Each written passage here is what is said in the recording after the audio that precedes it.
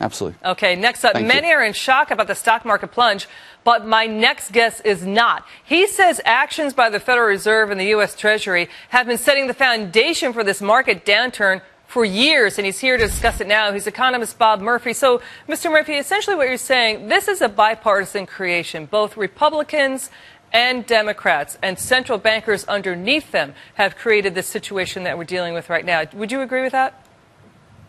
Oh, definitely. I mean, it's silly to think this is a partisan issue. I mean, the original TARP program happened under the Bush administration. Ben Bernanke, of course, was put there by a Republican. So, I mean, this is not a Republican or Democrat thing. This is, you know, one group of individuals who believe in big government as a solution. All right. So what do you think the mistakes are? Let me ask you, let me back up. You know, the Federal Reserve has a big balance sheet. The folks out there, our viewers, do not like what the Federal Reserve is doing. You know, and we see Treasury yields plunging right now.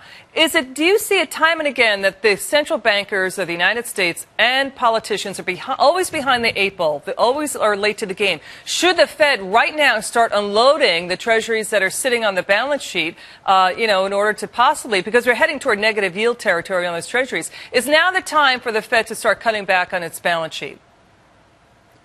Oh, I definitely think so. And it's true that would cause a crash right now. So the critics are right. But the point is, you're not helping the economy. You're not fixing the underlying fundamental problems by just creating money out of thin air and giving it to rich investment bankers. That's not the solution. That just postpones the problem.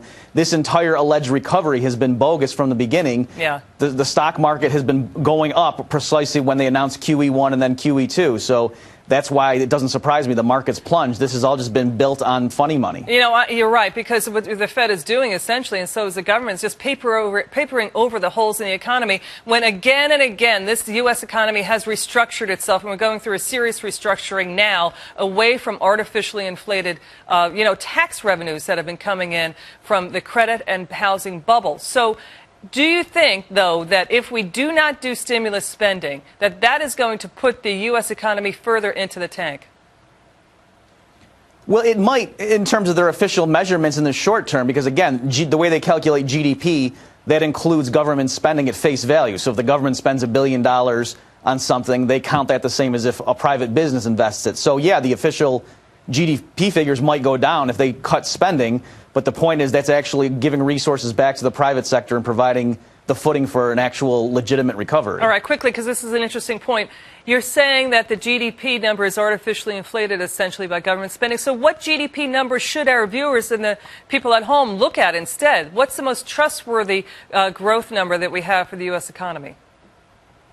Well, I mean, all these official aggregate figures are suspect, but in terms of trying to figure out the actual genuine economy, I would look at things like the amount of employment in the private sector or what is considered private sector investment and consumption spending.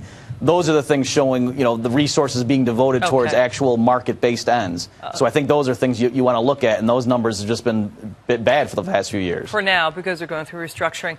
Mr. Murphy, so good to be with you. Thank you so much for your time. Thanks for having me. Okay, coming up.